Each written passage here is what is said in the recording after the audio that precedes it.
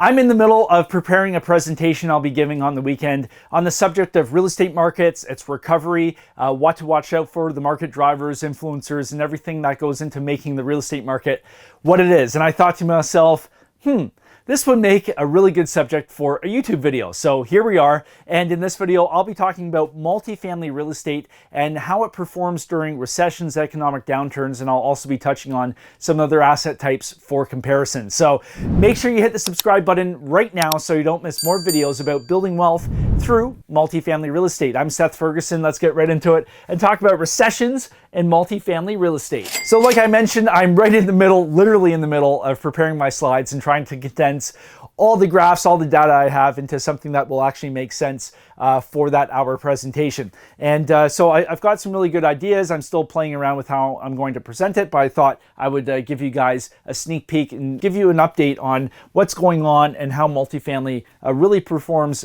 during recessions, looking back now at the past 3 recessions. So let's start with all the major commercial real estate asset classes, and I'll just touch on what's going on with them, how they fared during the past recession, which started in 2020, and that's the C word, which we are not allowed to say on YouTube. It is a dirty word. So let's start with office here. So office got hammered mainly because of government-imposed policy, the lockdowns. People couldn't go to work, and that has really driven up. So that has decompressed the cap rate. So what's happening is the cap rate is going up because investors are paying less for every dollar of NOI produced instead of paying more. Mainly what's happened is we had a whole bunch of inventory come online at the worst possible period as well, because that was started before. And so now all these companies, we're not really sure what's going on in the future. The USA is in recession right now. Canada is poised to enter a recessionary period. So lots of companies are playing the wait and see approach. We've got changing demands for office space. We've got changing work schedules. Not everybody is in the office anymore. We've got a lot more remote workers. So that is basically making office space a little redundant in some instances, because now people are fully remote. Some people are only coming into the office every so often. So that's decreasing the square footage that companies need. So that's office space in a nutshell. Now, obviously, there's been some big purchasers or leases from like Amazon, Microsoft, but generally speaking, demand for office is sagging, and that's why the cap rate is decompressing. Investors are paying less for every dollar of NOI produced by office. So that's that in a nutshell. And then we have industrial. So industrial space, mainly fueled by the need for warehouses. Industrial actually was really performed really well during the past recession with the C word. So that cap rate, and right now I was looking at the stats. So in Canada, just to give you an example, vacancy is sitting at 1%. And basically what is not leased right now is older product. So lots of the new fulfillment centers, so like Amazon and other fulfillment businesses, they need state-of-the-art warehouses that are modern so they can handle all the systems. So basically they've leased everything possible, and what is sitting there right now is some older product. So everybody's sitting at home, going on Amazon, clicking the button, pressing the buy now that I've done at least a couple times today already. That is really fueling the need for warehouse space. And also it really made apparent the need for a domestic supply chain because when the C word hit, everything from China, it was delayed. North American warehousing, North American supply chains, very important. So industrial is on fire. It still is, and we don't really see that changing because consumer habits have changed. And then we'll move over to hotel. So hotel is starting to show signs of recovery. Obviously, people are starting to travel again, and we've got work trips happening. We've got people going on vacations after being locked up for a couple years. So hotel is starting to show signs of improvements, but then we'll touch on what's coming up down the road. And then we have retail. Retail has actually recovered to pre-COVID levels, which is a good sign. So basically, in terms of the retail environment, it's pretty much right where it is from when the C word started. Oops, I think I said the C word before, so I might get in YouTube trouble. Then last but not least is multifamily. which is my focus here.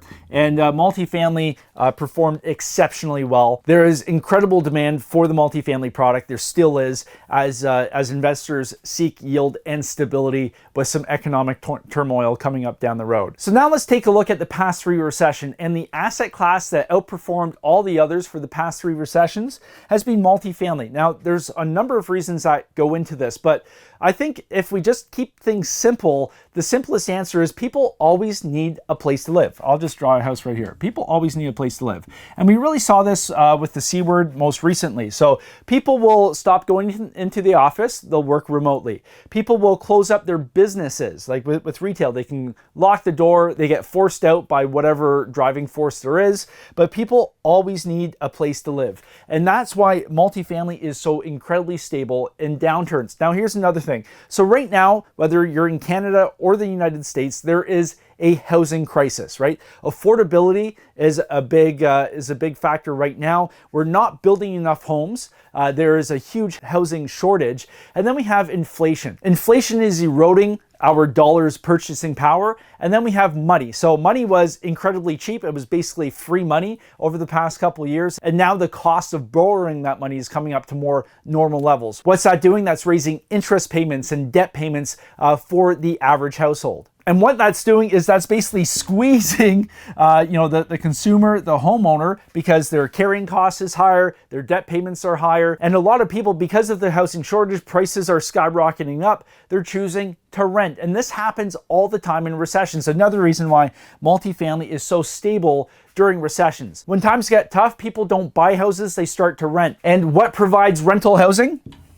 Multifamily real estate. So in the good times, multifamily, it surpasses the previous peak faster than all the other asset classes. But when times get tough, it's incredibly stable because we've got more demand, because consumers are not choosing to purchase a house. They're renting by necessity. That's increasing the tenant pool, creating more competition. That's going to drive rents higher. We've got the fact that people always need a place to live.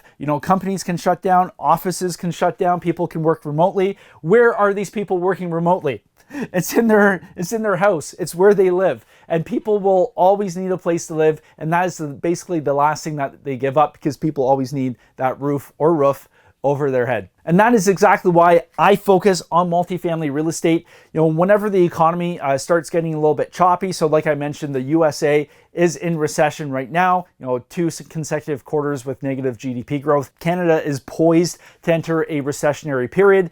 So from an investor standpoint, if you have dollars to allocate, where are you going to put your money? Capital preservation is rule number 1 with investing, and there's no better asset than multifamily real estate, because it is proven. You just look at the assets performance over past recessions. That's a pretty good indicator on how it will perform in the future. Rock solid performance from apartment buildings.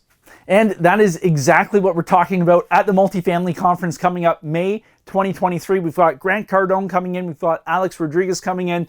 Grant is a huge multifamily superstar. He's got billions and billions and billions under management. Alex Rodriguez, Shark Tank investor. He guests on that show, former Baseball Hall of Famer, and he also owns over 15,000 apartment units. So both really big investors, really excited.